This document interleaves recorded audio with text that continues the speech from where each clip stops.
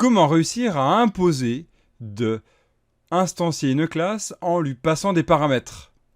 En somme, comment contrôler la construction de nos classes? Eh bien, ça sera à travers le constructeur. C'est ce qu'on va découvrir maintenant. On va découvrir le constructeur normal à travers une classe normale. Et on verra aussi le constructeur à travers l'héritage. Et enfin aussi, on verra la partie this. Comment faire du constructeur surchargé en C#.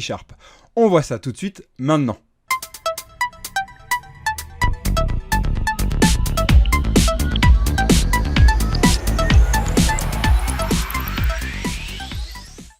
Bonjour, je suis Evan le concrétiseur, je parle pour la chaîne Dev to be Curious, la chaîne des développeurs et des développeuses qui sont et qui restent curieux, curieuses.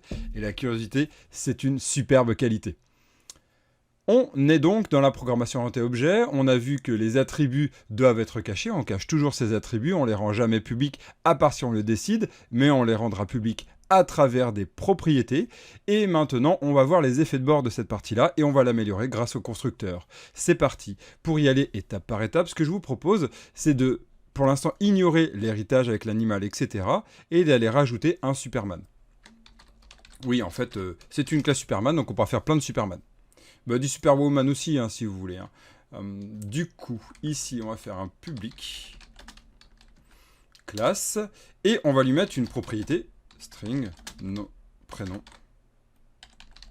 Voilà, ici on a un string de prénom. Et pensez bien aux commentaires ici. Hein, prénom du Superman ne peut être vide, par exemple. Hein. Superman. Super. Hey, super commentaire. Hein. Non, on va essayer de chercher normalement des commentaires qui sont pertinents. On va essayer de répondre au qui, quoi, où, donc, comment, au maximum. Ici, on est dans notre programme. On avait toute notre classe ici avec le for each, etc. Ce qu'on va faire, c'est qu'on va partir de là. On va déclarer un Superman. On va faire un super, reçoit new Superman. Très bien. Et de ce super, on va pouvoir lui donner un prénom qu'on va appeler donc Clark. Clark Kent. Voilà. Ok, génial. Super. Bon, c'est génial, mais le développeur ou développeuse qui utilise notre classe pourrait très bien dire, on va faire un peu plus tard dans notre code, donc imaginez quelques lignes plus tard, on pourrait très bien faire, bah tiens, super.prénom reçoit console.readline. Qu'est-ce que ça donne ça, si je fais un console WriteLine de super.prénom. Ici, je fais un CTRL F5. Donc, en gros, je vais démarrer sans debug. Hein, c'est pas tellement gênant. Ici, en fait, on va aller charger. On va lancer notre Hello World. Génial, ça, on s'en fout. On va décrire notre classe. On va instancier notre classe. Et on va lui affecter un prénom. Et là, en fait, ce qu'on va chercher, ça va mettre, par exemple, je sais pas, moi, Sophie. Et là, ici, qu'est-ce qui se passe? Eh bien, j'ai bien eu Sophie.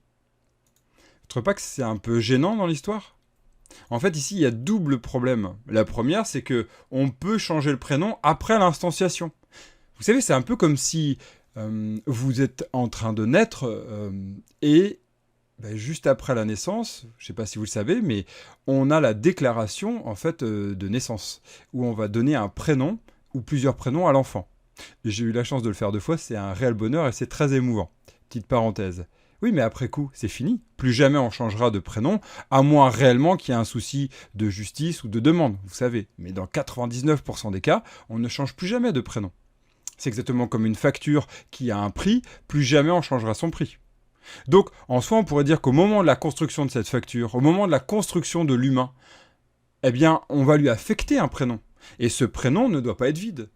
Et après, on ne devra plus pouvoir le modifier. On pourra y accéder, savoir le prénom, mais on ne pourra plus le modifier. Pour ça, on va le faire d'abord grâce au constructeur. En fait, le constructeur existe déjà par défaut. Vous le voyez, il est là. Mais ce constructeur, en fait, il est vide. En fait, il faut voir comme une fonction. Le constructeur est vide. Mais on pourrait déjà le présenter ici. On pourrait très bien dire, regardez, si je fais public Superman, juste ça, eh bien, c'est ça, c'est exactement ça. Là, si je fais CTRL KD, pardon, si je fais CW bilibili construction, Superman. Si je fais ça, je fais un CTRL F5. Vous avez vu, je passe bien dans ma construction. Ok? Je passe bien dans ma construction. C'est-à-dire qu'en gros, le parenthèse appelle un constructeur qui est par défaut. En fait, il est caché. Et en fait, ce constructeur n'est appelé qu'au moment du new. Plus jamais il ne sera appelé après. En gros, on construit bien, on fait bien le new, on l'instancie bien. Et cette pseudo-fonction, cette procédure, parce qu'elle ne renvoie rien, va être exécutée. Il n'y a pas besoin de faire le override, c'est un peu la particularité du constructeur. Il suffit juste, comparé au virtual qu'on avait vu il y a quelques temps.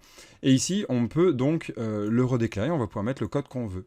C'est le code qui est donc au moment du new, donc c'est pour la construction de notre classe. Donc en soi, ici, ce qu'on devrait faire, c'est faire ici un string prénom. Ça veut dire qu'en gros, on ne peut créer un Superman qu'en affectant un prénom. Et ici, on va pouvoir faire, ici, regardez si on reçoit le prénom. Voilà. Voilà, ça veut dire que, oups, si je mets l'accolade, je suis en bipo, ah oui, zut. Accolade 0, voilà. Hop. Ça veut dire que mon prénom va se mettre dans le accolade 0, hein, ça va être remplacé. Regardez, ici, si je regarde dans mon programme, là maintenant, il pleure, il dit, écoute, il faut que tu passes un prénom. Donc là, ici, je vais mettre Clark. Clark. Hey, génial. C'est-à-dire qu'au moment de la construction, on oblige le développeur ou développeuse qui utilise notre code à, ici on l'utilise, on fait un new, on est consommateur de la classe, à passer un new. Passer une valeur, pardon. Donc là, c'est bon, on a bien passé l'élément. Oui, mais on va aller un peu plus loin. Cette valeur qui est reçue, il va falloir l'affecter. Donc, ici, on va faire this.prénom, reçoit prénom. Ça, c'est ce qui représente le Superman instancié. Donc, la valeur qu'on lui passe en constructeur, c'est une variable locale, hein, on appelle ça un paramètre. Eh bien, ce paramètre, il va mourir ici, si on ne le récupère pas. Donc, il faut récupérer sa valeur et lui affecter. Comme ça, on est sûr de le récupérer et qu'après coup, on peut faire this prénom et l'afficher. Ok, mais vous me direz, Evan, ouais, mais je peux faire ça. Hein. Oui, c'est vrai, vous pouvez faire ça. À vous de mettre un contrôle sur l'affectation de la propriété en détectant que ce n'est pas nul. Je vous laisserai faire et laissez-moi ça en commentaire. Voir si vous avez réussi. Et si vous n'avez pas réussi, bien sûr, demandez-le moi. Avec plaisir de vous l'expliquer. Ok. Mais là, on a toujours le souci. Hein. Je modifie. Là, je peux faire bulu bulu. Et bulu, je dis. Bulu, bulu, bulu. Ok. Et du coup, je peux même le modifier après coup. Ça, c'est pas bon. Alors, ça nous permet de revoir la partie propriété. On va en profiter. En fait, ce qu'on va dire, c'est que ici, on ne veut pas modifier le prénom. On ne veut donner la possibilité de pouvoir le modifier que dans la classe en elle-même. Donc ici, on va rendre ça private. Private set, ça veut dire quoi? Ça veut dire qu'en fait, on peut faire ça, là, this prénom reçoit la valeur ici, on peut la mettre à jour, depuis la classe, donc à l'intérieur de la classe, donc à l'intérieur de chaque instance. Cependant, une fois ici, on n'a plus le droit, vous avez vu, il dit, c'est en private, on ne peut plus, donc je ne peux plus le modifier, ok?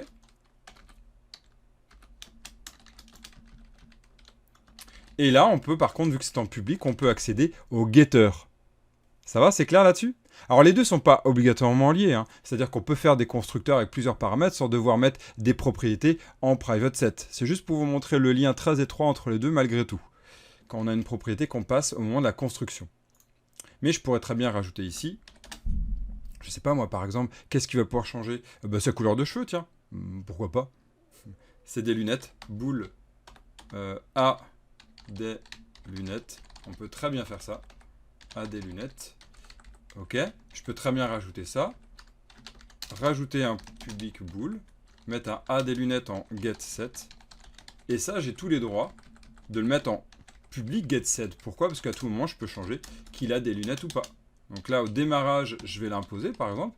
De base, on va l'imposer. Et là, je dis, vous avez vu, je suis obligé de mettre, au début, il n'a pas de lunettes. Et c'est après, en arrivant sur Terre qu'il a des lunettes. Clark, ouais bon, on va peut-être mettre comme ça sera mieux. Voilà, ok. Et là, je peux tout à fait modifier, faire ici super.a des lunettes reçoit false, true, pardon. Vous voyez l'idée? Et là, je ne l'ai pas imposé, on peut le modifier après coup. Ça ne définit pas structurellement en fait notre classe. Ça va là-dessus, ce constructeur? Très bien. Bon, on va s'arrêter là sur cette partie-là. Ce qu'on va voir par la suite, c'est qu'on va aller un peu plus loin, on va faire de la surcharge de constructeurs, et après on ira voir dans une autre encore vidéo, on verra comment faire des constructeurs avec de l'héritage. Je vous dis à très vite, codez bien d'ici là, et si vous avez des commentaires, si vous avez des questions, laissez-moi d'abord un pouce sur la vidéo, et puis on se revoit, et laissez-moi un commentaire en bas de cette vidéo. A plus tard, et restez curieux, restez curieuse. Ciao!